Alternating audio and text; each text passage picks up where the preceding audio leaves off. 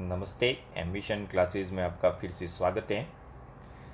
मनोविज्ञान की कल की क्लास में अपन ने अधिगम के बारे में कुछ प्रारंभिक व्याख्या की थी कि अधिगम में किस किस प्रकार से प्रश्न पूछे जाते हैं। अधिगम के सिद्धांतों की बात करी थी अपन ने, कितने प्रकार के सिद्धांत होते हैं।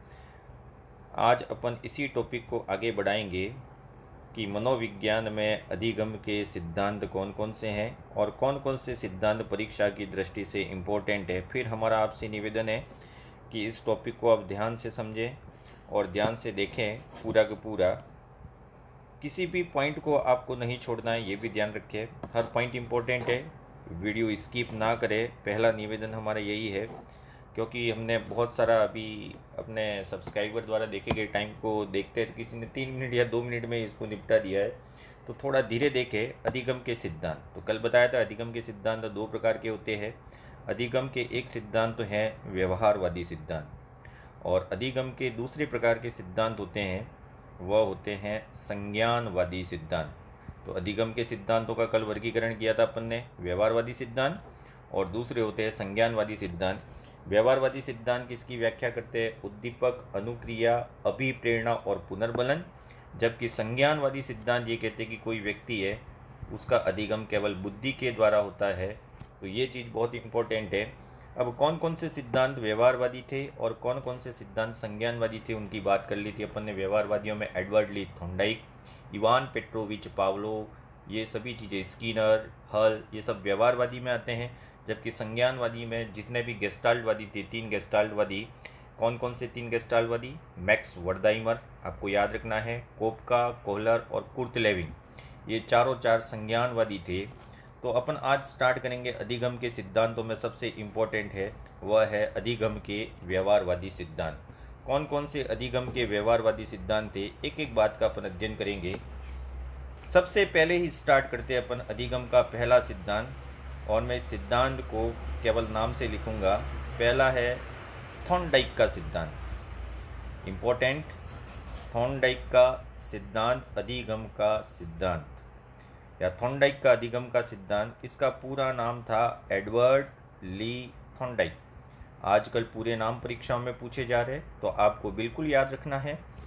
अधिगम का सबसे पहला सिद्धांत अपन पढ़ रहे हैं, थॉर्नडाइक का अधिगम का सिद्धांत, और इस थॉर्नडाइक का पूरा नाम था एडवर्ड ली थॉर्नडाइक, और E.L. थॉर्नडाइक भी इसे बोला जाता है। और इनका संबंध कौन से देश से था? तो यह अमेरिका के प्रसिद्ध मनोवैज्ञानिक थे, इतना आपको याद रखना है। अब थॉर्नडाइक के बारे में अपन बात करें, थॉर्नडाइक का संबंध अमेरिका से था, और इन्होंने 1898 में एक किताब लिखी थी, एनिमल साइकोलॉजी। ये पुस्तक आपको याद रखनी है, एनिमल साइकोलॉजी नाम की पुस्तक लिखी थी, एनिमल साइकोलॉजी, पशु मनोविज्ञान इसको भी कहा जाता है। इस एनिमल साइकोलॉजी में सबसे पहले थॉर्नडाइक ने किसी भी व्यक्ति के, यहाँ पशु शब्द का उपयोग कर रहा हूँ मैं, किसी भी पशु के व्यवहार का अध्ययन करने की कोशिश की थी। पशु मनोविज्ञान या एनिमल साइकोलॉजी, ये पशु के व्यवहार की व्याख्या के लिए इन्होंने ये किताब लिखी थी। इसीलिए एडवर्ड थॉर्नडाइक को पशु मनोविज्ञान का जनक भी कहा जाता है। अब देखना, मनोविज्ञान का जनक कौन है? अरस्तु है। प्रयोगात्मक मनोविज्ञान का जनक कौन है? विलियम वुंट है। नवीन मनोविज्ञान का जनक विलियम जेम्स है। और पशु मनोविज्ञान के जनक की बात करें तो सबसे पहले पशुओं के व्यवहार का अध्ययन करने वाला व्यक्ति ही थॉर्नडाइक था। तो एडवर्ड ली थॉर्नडाइक को पशु मनोविज्ञान का जनक कहा जाता है। लेकिन यह अध्ययन इसने 1898 में किया था। एक प्रश्न मैंने देखा था बिहार टेट में, सबसे पहले ऐसे कौन से मनोवैज्ञानिक थे जिन्होंने पशु व्यवहार का अध्ययन किया? तो सबसे पहले पशु व्यवहार का अध्ययन करने वाले एडवर्ड ली थॉर्नडाइक नहीं थे। सबसे पहले पशु व्यवहार का अध्ययन करने वाले थे अलेक्जेंडर बैन। अलेक्जेंडर बैन सबसे पहला, और अलेक्जेंडर के बैन के बाद दूसरा आता है लॉयड मॉर्गन। ये दोनों ही बिहार टेट में ये पूछे गए, 2013 में आप पेपर में देख सकते हैं। तो सबसे पहले पशु व्यवहार का अध्ययन करने वाले व्यक्ति थे अलेक्जेंडर बेल और लॉयड मॉर्गन। लेकिन इन्होंने कोई तथ्यात्मक कोई किताब नहीं लिखी, ना शोध पत्र प्रस्तुत किया। इसलिए व्यवस्थित व्यवहार का अध्ययन करने वाले व्यक्ति थे एडवर्ड ली थॉर्नडाइक, इसलिए इन्हें पशु मनोविज्ञान का जनक कहा जाता है। और इन्होंने ही 1913 में एक दूसरी किताब लिखी। एक किताब 1898 में लिखी थी और एक किताब लिखी थी 1913 में, और इसका नाम था एजुकेशन साइकोलॉजी। और एजुकेशन साइकोलॉजी को बोला जाता है शिक्षा मनोविज्ञान। तो थॉर्नडाइक की दूसरी किताब शिक्षा मनोविज्ञान थी, और इसीलिए इसे दूसरी उपमा भी दी गई है, शिक्षा मनोविज्ञान का जनक। पशु मनोविज्ञान का जनक कौन है? एडवर्ड ली थॉर्नडाइक। और शिक्षा मनोविज्ञान के जनक के रूप में भी किसे जाना जाता है? एडवर्ड ली थॉर्नडाइक। और इसने दो भाग बात की थी अपन ने, एक तो शिक्षा और एक वर्ड जोड़ा उसने मनोविज्ञान। इसी किताब में दो चीज़ें इसने एक साथ व्याख्या कर डाली, शिक्षा क्या है और मनोविज्ञान क्या है। तो मनोविज्ञान क्या है? किसी भी व्यक्ति के व्यवहार का अध्ययन, अपन पहले ही पढ़ चुके हैं, किसी भी व्यक्ति के व्यवहार का अध्ययन करना है, वह क्या है? मनोविज्ञान है। और शिक्षा क्या है? किसी भी व्यक्ति के व्यवहार में परिवर्तन। अब इन्हों दोनों पॉइंट को मिला दे तो बन जाता है ये शिक्षा की परिभाषा है और ये मनोविज्ञान की परिभाषा है। दोनों ही परिभाषाओं को जोड़ दिया जाए तो यह बन जाती है दूसरी परिभाषा, किसी भी व्यक्ति के व्यवहार में परिवर्तन के लिए उसके व्यवहार का अध्ययन किया जाए, व्यवहार में परिवर्तन के लिए व्यवहार का अध्ययन किया जाए, तब ये टॉपिक बन जाता है शिक्षा मनोविज्ञान। तो थॉर्नडाइक के बारे में इतनी चीज़ें आपको याद रखनी है, दो ये आप ज़रूर याद रखें, अलेक्जेंडर बेल और दूसरा है लॉयड मॉर्गन, ये दोनों ही इम्पोर्टेंट हैं। अब आगे बढ़ते हैं एडवर्ड ली थॉर्नडाइक के सिद्धांत के बारे में। सबसे पहला प्रश्न, हमने एक ग्रुप बनाया व्हाट्सएप ग्रुप, उसमें एक छात्र ने प्रश्न पूछा था कि सबसे पहला व्यवहारवादी अधिगम सिद्धांत कौन सा है। तो मैं यहाँ एक नाम लिखूंगा, उससे आप समझ जाएंगे, थॉर्नडाइक। थॉर्नडाइक किस प्रकार के अधिगम के सिद्धांतों के प्रणेता थे? तो व्यवहारवाद। और सबसे पहला अधिगम का सिद्धांत किसने दिया था? थॉर्नडाइक ने। अब इस प्रश्न देखो, शब्दों को समझना है। मनोविज्ञान में जहाँ भी ये व्यवहारवाद शब्द आता है, अधिकतर छात्र वो जे.बी. वाटसन के नाम पर टूट पड़ते हैं। नहीं, यहाँ पे गलत है। यहाँ पे थॉर्नडाइक एक व्यवहारवादी थे और उन्होंने सबसे पहला अधिगम का सिद्धांत दिया था, इसलिए थॉर्नडाइक के सिद्धांत को अपन बोलेंगे प्रथम व्यवहारवादी अधिगम सिद्धांत। ये सबसे ज़्यादा इम्पोर्टेंट है, इसको ज़रूर ध्यान रखें। सबसे पहला व्यवहारवादी अधिगम सिद्धांत देने वाले व्यक्ति कौन थे? तो सबसे पहले व्यवहारवादी अधिगम सिद्धांत देने वाले व्यक्ति थे थॉर्नडाइक, और ये सिद्धांत दिया गया था 1913 में। अब पावलोव का भी सिद्धांत आएगा, वो 1904 आता है, लेकिन उसकी जो समय का जो व्याख्या अपन बाद में करेंगे। लेकिन यहाँ पहले समझे, प्रथम व्यवहारवादी अधिगम सिद्धांत किसने दिया? एडवर्ड ली थॉर्नडाइक ने, क्योंकि एडवर्ड ली थॉर्नडाइक का जो संबंध था वो व्यवहारवाद से था।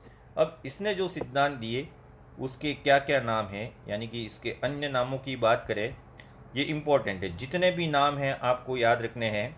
एडवर्ड ली थॉर्नडाइक का सबसे पहला नाम है इस सिद्धांत का, वह है उद्दीपक अनुक्रिया का सिद्धांत। उद्दीपक अनुक्रिया का सिद्धांत, इस नाम की पूरी व्याख्या करेंगे। जहाँ जहाँ अपन इस प्रयोग की बात करेंगे, कहीं न कहीं ये सिद्धांत की बात करेंगे। तो सबसे पहला नाम आपको याद रखना है, सबसे पहला नाम दिया गया उद्दीपक अनुक्रिया का सिद्धांत। दूसरे नाम की बात करें तो थॉर्नडाइक ने जो प्रयोग किया था उसके आधार पर उस प्रयोग की भी बात करेंगे। उस प्रयोग के आधार पर नाम दिया गया चयन एवं संबंध का सिद्धांत। चयन एवं संबंध का सिद्धांत भी इसे नाम दिया गया। तीसरे नाम की बात करें तो तीसरा नाम दिया गया बंध सिद्धांत, बॉन्ड थ्योरी। यहाँ पे अनुबंधन नहीं है, बंध है, तो अधिगम का बंध सिद्धांत भी कहते हैं। इसी सिद्धांत को बोला जाता है बहुप्रतिक्रिया का सिद्धांत।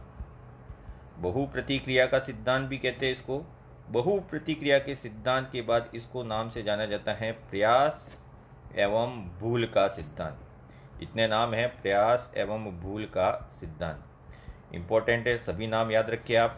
प्रयास एवं भूल का सिद्धांत भी कहा जाता है।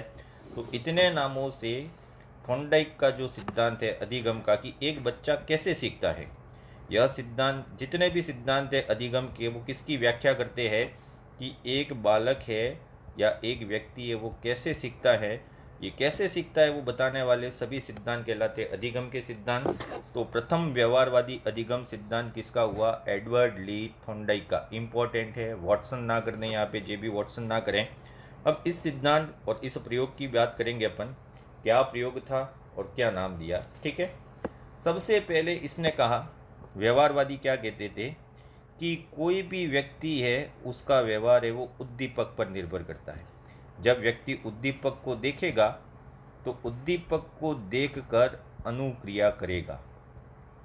अब हर कोई व्यक्ति है वह हर किसी उद्दीपक को देखकर क्रिया करे वो ज़रूरी नहीं है, इसलिए उद्दीपक की प्रवृत्ति इम्पोर्टेंट है। उद्दीपक कैसा है और उसके लिए या उस उद्दीपक को प्राप्त करने के लिए उस व्यक्ति में अंतर्नोद कैसा है, उसकी भी अपन व्याख्या करेंगे। तो यह उद्दीपक और अनुक्रिया का सिद्धांत है वो क्या कहता है वो समझें। जब किसी व्यक्ति के सामने कोई उद्दीपक है और इसी को नाम दिया स्टिमुलस, इस स्टिमुलस को देखकर कोई व्यक्ति है वो कोई न कोई रिएक्शन करता है। मतलब शुरुआत कहाँ से होती है? सीखने की उद्दीपक से। इसीलिए इसको बोला गया है S type bond. S type bond बोला गया है कि पहले उद्दीपक है तो एसआर थ्योरी कहलाती है, और अगर पहले अनुक्रिया आती है तो ये सिद्धांत उल्टे हो जाते हैं, वो बन जाते हैं आरएस थ्योरी।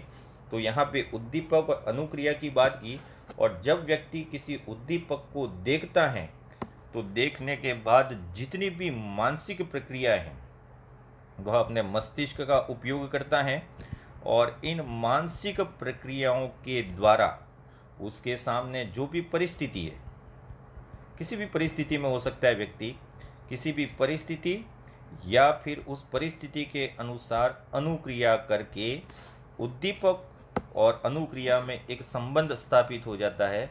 इसी को बोला जाता है संबंधवाद।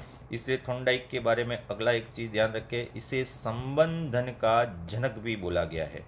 एडवर्ड ली थॉर्नडाइक को संबंधन का जनक भी बोला गया है। तो फिर समझ लें, एक तो है पशु मनोविज्ञान का जनक कौन है? एडवर्ड ली थॉर्नडाइक।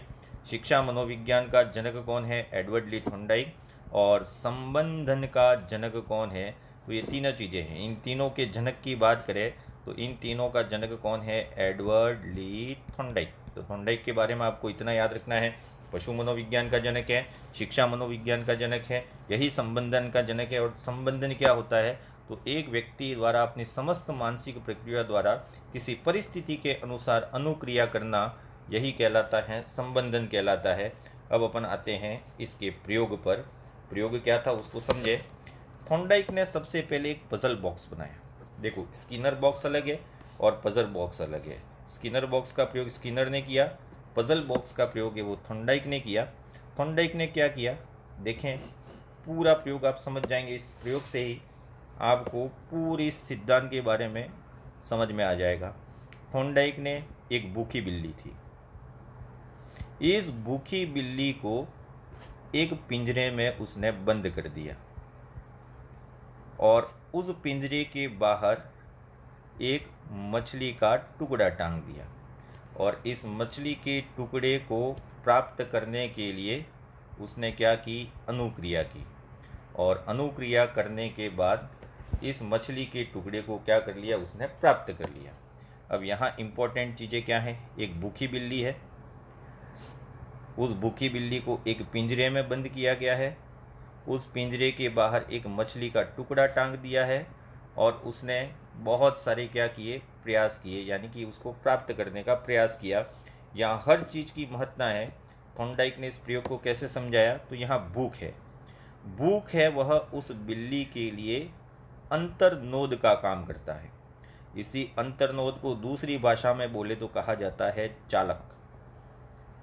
अब इस मछली के टुकड़े का बिल्ली के लिए तब तक कोई महत्व नहीं है जब तक उसमें भूख नहीं है। जैसे कि आपके सामने खाना रखा हुआ है, खाना उद्दीपक है, लेकिन आपका पेट भरा हुआ है तब तक उस खाने की कोई महत्ता नहीं है।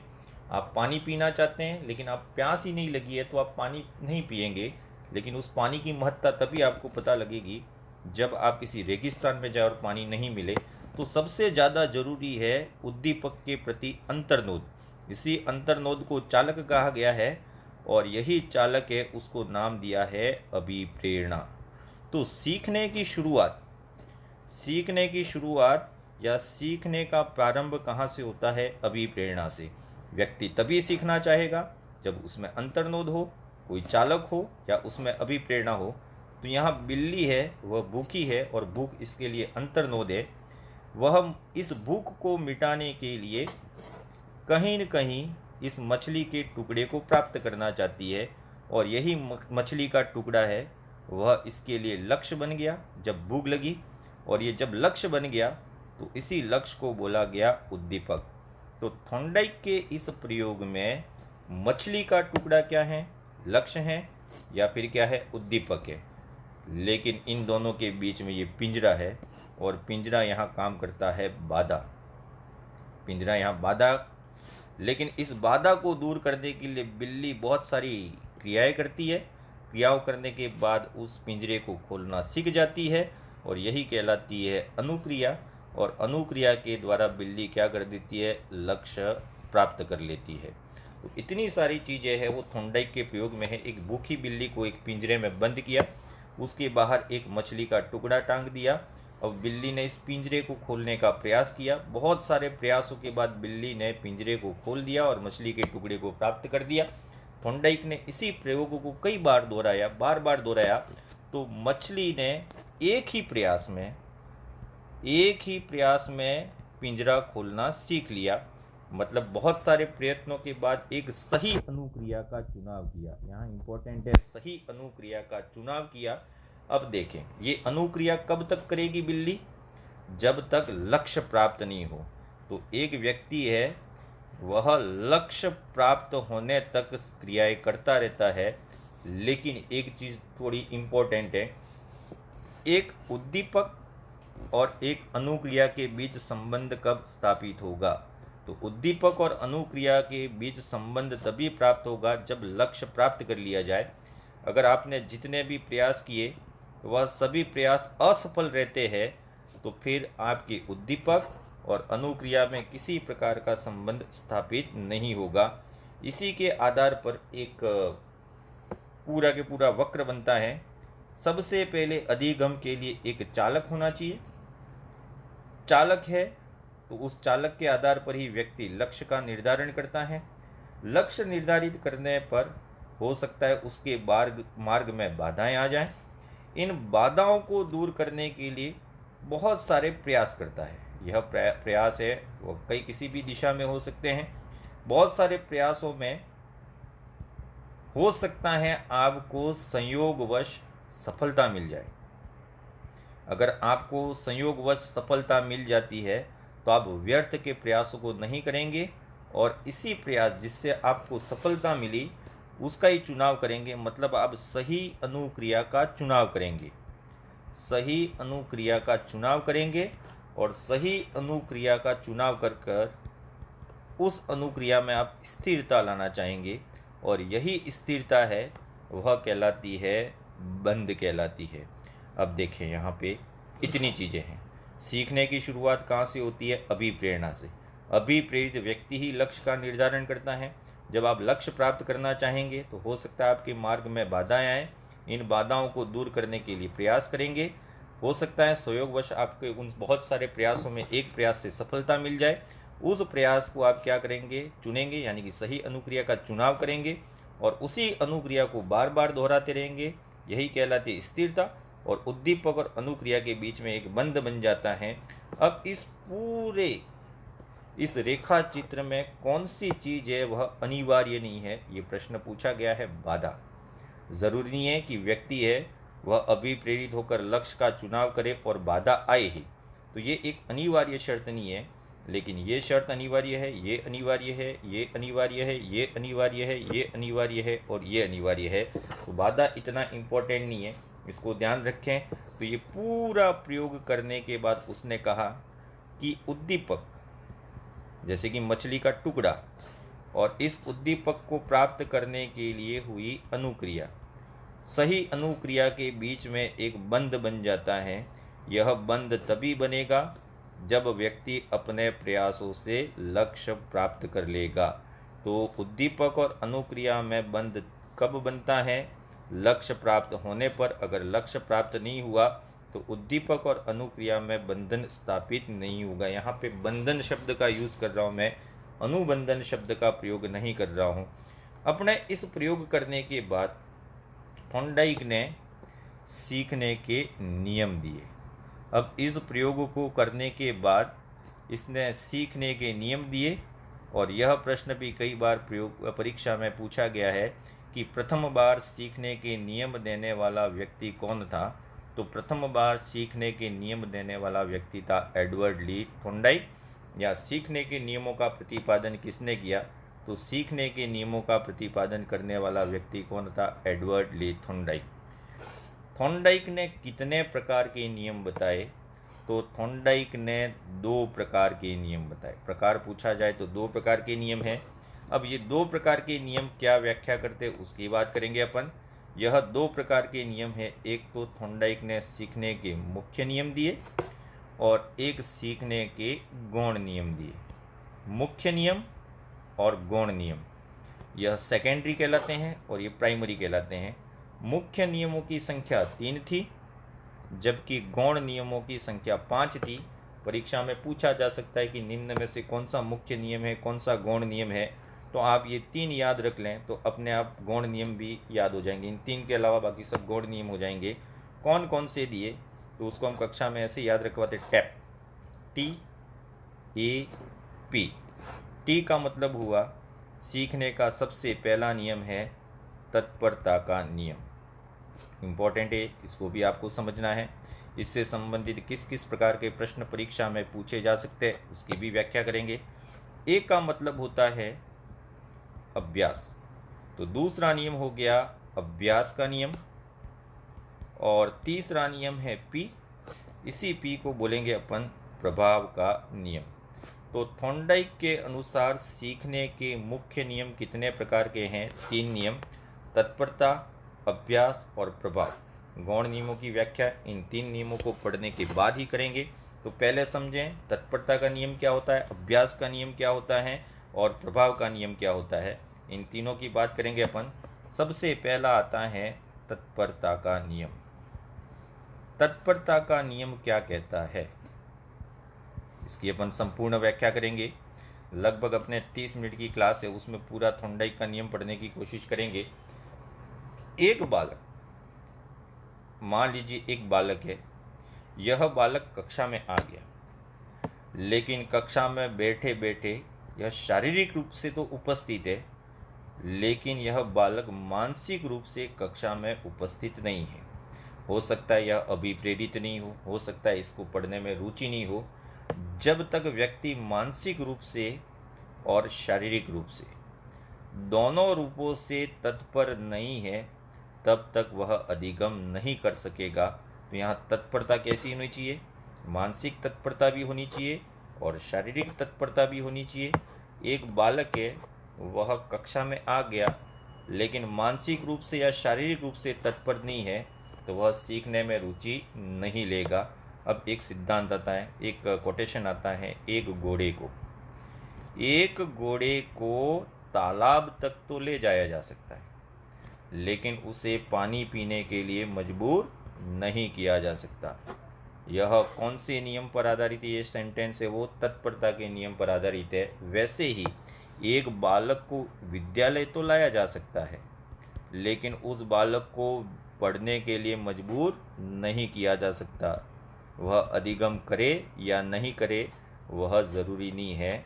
तो मानसिक रूप से तत्पर करने के लिए एक अध्यापक को क्या करना चाहिए? तो आप कक्षा में सीधे जाएं तो पढ़ाना शुरू ना कर दें। सबसे पहला काम है वातावरण का निर्माण करना। एक बालक को उत्सुकता, एक बालक में आप जिज्ञासा जगा दें तो वातावरण का निर्माण होगा। और इसीलिए कहते हैं कि एक शिक्षण व्यूह रचना में प्रस्तावना का सबसे बड़ा महत्वपूर्ण योगदान है। यही प्रस्तावना के जो प्रश्न है वो कक्षा में जो विषय वस्तु पढ़ाई जानी है उसके लिए वातावरण का निर्माण करते हैं। तो पहला नियम तत्परता का नियम, यह किसकी व्याख्या करता है? मानसिक रूप से और शारीरिक रूप से बालक है वह तत्पर होना चाहिए। अब दूसरे नियम की बात करें अपन, थॉर्नडाइक का दूसरा नियम है जिसको बोला जाता है अभ्यास का नियम। अभ्यास का नियम, और अभ्यास का नियम है, इसी को बोला जाता है बार बार अपनी मेमोरी का बैकअप लेना, और कभी कभी इसको बोला जाता है बैकिंग मॉडल, रटना ऐसा कह सकते हैं अपन। तो ये बैकिंग मॉडल ही क्या कहलाता है? अभ्यास का नियम। तो थॉर्नडाइक के द्वारा सीखने का दूसरा नियम कौन सा दिया गया था? अभ्यास का नियम दिया गया था। अभ्यास का नियम क्या कहता है देखें, एक बालक बार बार प्रयास कर रहा है, लेकिन वह प्रयास है वो कब तक? जब तक चलते रहेंगे जब तक वह सही अनुक्रिया नहीं कर ले। अब सही अनुक्रिया मिल गई लेकिन उसको छोड़ नहीं देना है। इस सही अनुक्रिया को बार बार दोहराना, किसी व्यक्ति द्वारा सही अनुक्रिया को बार बार दोहराना ही क्या कहलाता है? अभ्यास का नियम। और जैसे उसके लिए कोटेशन था, एक घोड़े को तालाब तक तो ले जाया जा सकता है लेकिन पानी पीने के लिए मजबूर नहीं किया जा सकता। तो इसके लिए भी एक शायद तुलसीदास जी का एक दुआ है, करत करत अभ्यास करत जड़मती होए सुजान, ये इसी पे निर्भर है। तो इसके बारे में भी आपको याद रखना है। अब इसकी व्याख्या कैसे करें? तो इसकी व्याख्या इस प्रकार से करते हैं, अभ्यास करते तो अपन बहुत हैं लेकिन हो सकता है सारी चीज़ें याद नहीं रहे। एक व्यक्ति कितना भी अभ्यास कर ले, जो उपयोग की चीज़ें हैं तो उसे याद रहती है। इसलिए अभ्यास के नियम का एक भाग हो गया उपयोग का नियम और दूसरा हो गया अनुपयोग का नियम। उपयोग और अनुपयोग का नियम, दोनों नियम क्या कहते हैं वो देखें। अभ्यास इसका भी किया जा सकता है, अभ्यास इसका भी होता है, लेकिन उपयोग का नियम क्या कहता है? बार बार दोहराना, किसी विषय वस्तु को बार बार दोहराना, या कह सकते हैं बार बार इस वस्तु का अभ्यास करना, किसी वस्तु का विषय वस्तु का बार बार दोहरान करना या अभ्यास करना। जैसे कि एक खिलाड़ी है, मान लीजिए क्रिकेट खेल रहा है, अब वो बॉलिंग करे या फिर बैटिंग करे, बॉलिंग करे या फिर बैटिंग करे, लेकिन जब उसने अपना अभ्यास छोड़ दिया तो धीरे धीरे धीरे उसका कौशल है वह समाप्त हो जाएगा, क्योंकि उसने उस चीज़ का अभ्यास बिल्कुल छोड़ दिया है। तो जो उपयोगी चीज़ें हैं उसका बार बार दोहरान करने पर वह हमेशा याद रहती है। अब दूसरी बात करें अपन, अनुपयोग का नियम, सीखे गए कार्य को बार बार दोहराने पर या नहीं दोहराने पर, अगर सीखे गए कार्य को बार बार नहीं दोहराएं तो धीरे धीरे धीरे व्यक्ति है वो इसे भूल जाता है। अब वो भूल जाता है, वो क्यों भूल जाता है उसका कारण है कि वो इसके लिए हो सकता अनुपयोगी हो। जैसे कि गणित के नियम, मेरी भी बात बता दूं, मैं गणित में बहुत कमज़ोर छात्र रहा हूं। जैसे कि a+b का होल स्क्वायर, ये नियम आपके जीवन में कहीं काम नहीं आता है। a² + b² + 2ab, ये साइंस वाले उनको पता है, लेकिन ये नियम कहीं काम नहीं आता है। इसको आपने कई बार बार बार दोहराया होगा, लेकिन अभी आपको अचानक पूछ लिया जाए तो थोड़ा आपको कठिनाई आ जाएगी। और जैसे दूसरा है प्रार्थनाएं, आपके जीवन में आप बहुत सारी प्रार्थनाएं 12 वर्ष तक एक स्कूल के 12 वर्ष में बोले होंगे, लेकिन बार बार अभ्यास करने के बाद भी उसमें से कोई भी एक भी प्रार्थना आपको याद पूरी तरह से नहीं होगी। हो भी सकती है लेकिन पूरी तरीके से नहीं हो सकती है। तो अभ्यास का नियम कितने भागों में बांटा गया है? 2 भागों में, उपयोग का नियम और दूसरा है अनुपयोग का नियम।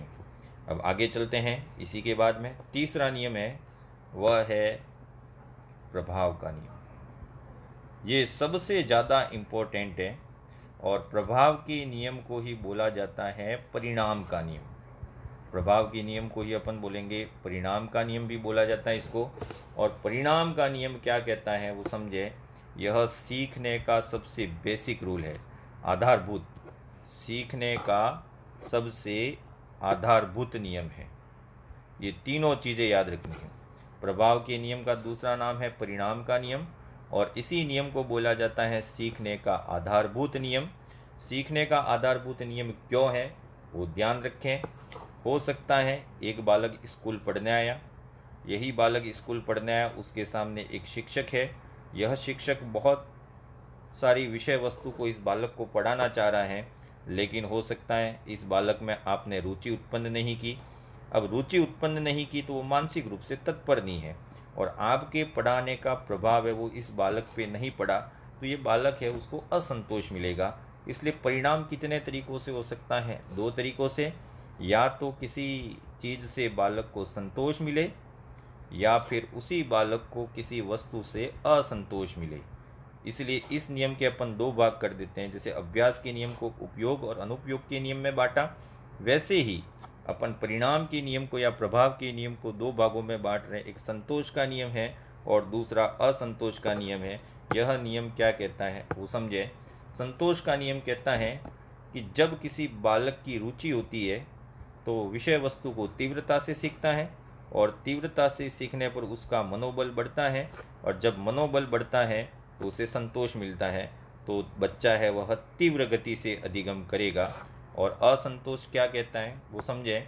अगर असंतोष है तो बालक की रुचि नहीं होगी, रुचि नहीं होगी तो उसका मनोबल कमज़ोर हो जाएगा और अधिगम है वह नहीं होगा। तो संतोष का नियम और ये हो गया असंतोष का नियम। दोनों चीज़ों में इसमें जो बंधन है वो मजबूत होगा और इसमें बंधन है वो कमज़ोर हो जाएगा। लेकिन थॉर्नडाइक ने एक बात की थी कि भय से बच्चा डरता है और भय से बच्चे में असंतोष उत्पन्न होता है। इसलिए यहाँ पे एक बात की थी कि बुरी आदतों को नकारात्मक पुनर्बलन।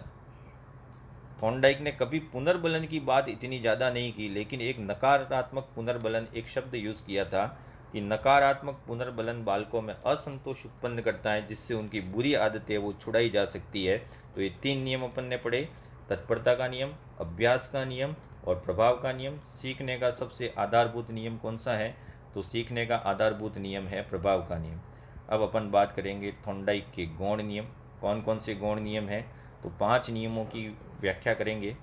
सबसे पहला है बहुक्रिया का नियम, इसी को बोला जाता है बहुप्रतिक्रिया का नियम। दूसरा नियम है मनोवृत्ति का नियम। कहीं कहीं मानसिक वृत्ति का नियम लिखा हुआ है, लेकिन मनोवृत्ति थोड़ा उपयुक्त शब्द है। मनोवृत्ति के बाद आता है आंशिक क्रिया का नियम। आंशिक क्रिया का नियम, आंशिक क्रिया के नियम के बाद चौथे नंबर पर आता है सादृश्यता या समानता का नियम।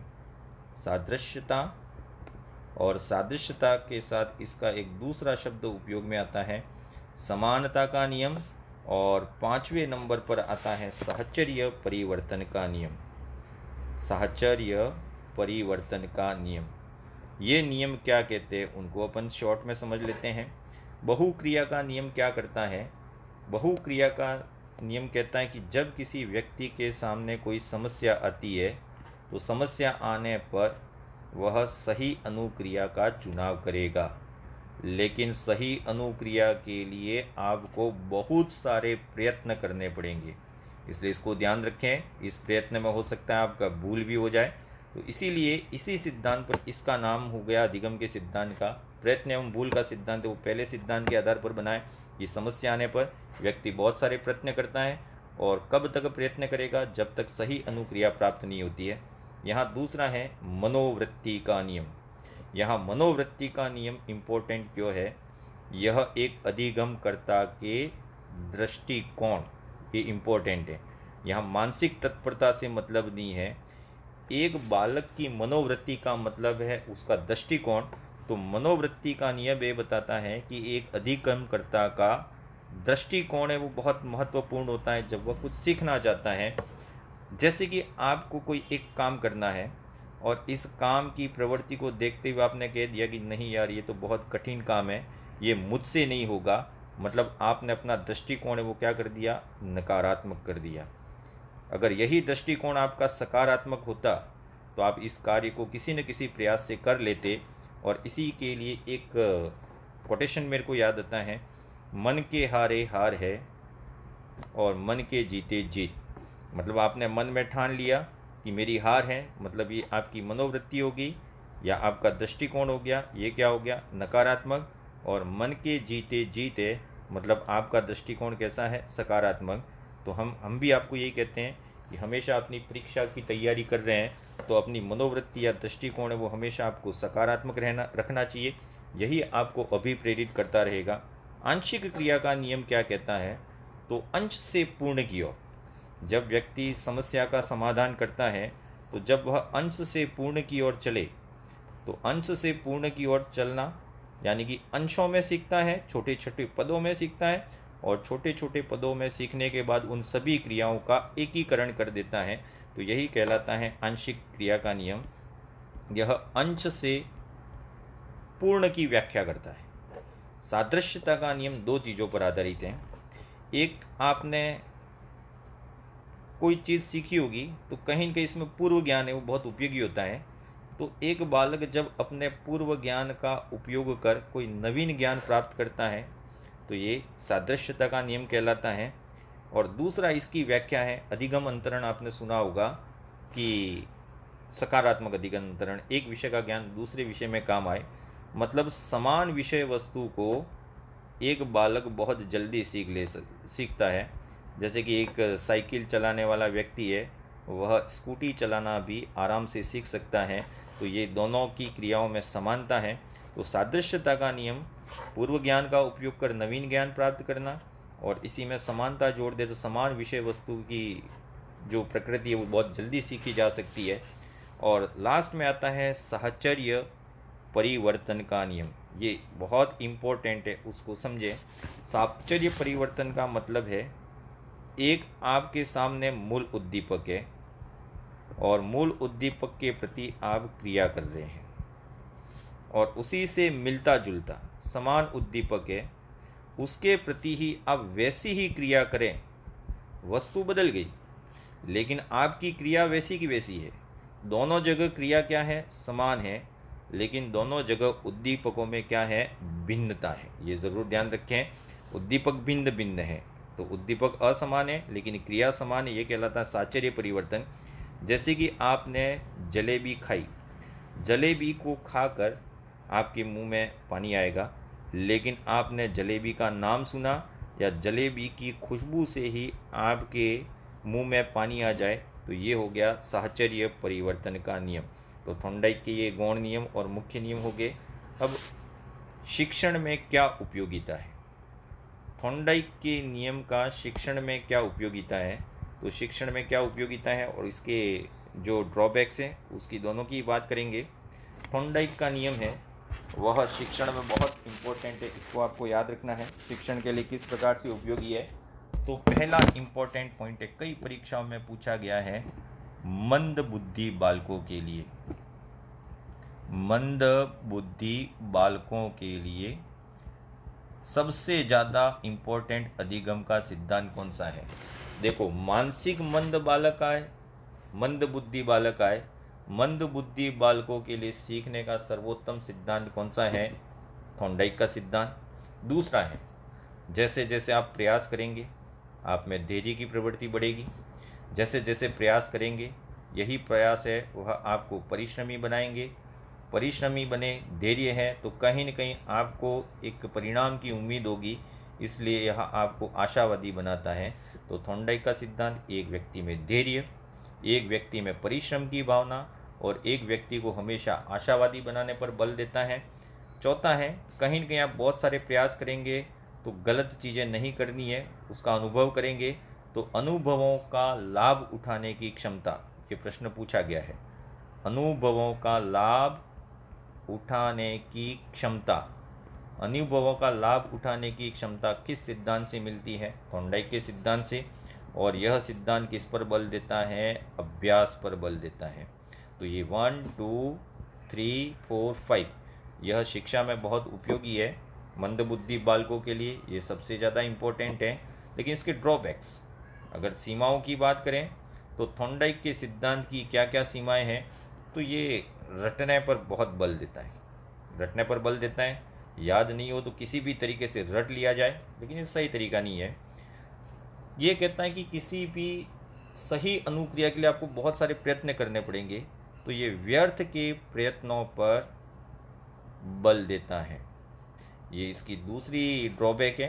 पहला रटने पर बल देता है, व्यर्थ के प्रयत्नों पर बल देता है, और तीसरा इम्पोर्टेंट है, यह केवल निम्न स्तर के प्राणियों पर उपयोगी है, निम्न स्तर के प्राणियों पर उपयोगी है। इसी के साथ अपना थॉर्नडाइक का ये सिद्धांत है, अधिगम सिद्धांत, वो समाप्त होता है। अब यहाँ पे आपको थॉर्नडाइक का जो 5वां गौण नियम था उसके बारे में याद रखना है, साहचर्य परिवर्तन का नियम। और यही 5वां नियम था, वही जाके आगे बन जाता है अनुबंधन का सिद्धांत। अब ये अनुबंधन है वो कहाँ से शुरू होता है? थॉर्नडाइक के 5वें नियम से, जिसका अपन कल वर्णन करेंगे। थैंक यू, कीप स्माइलिंग, धन्यवाद।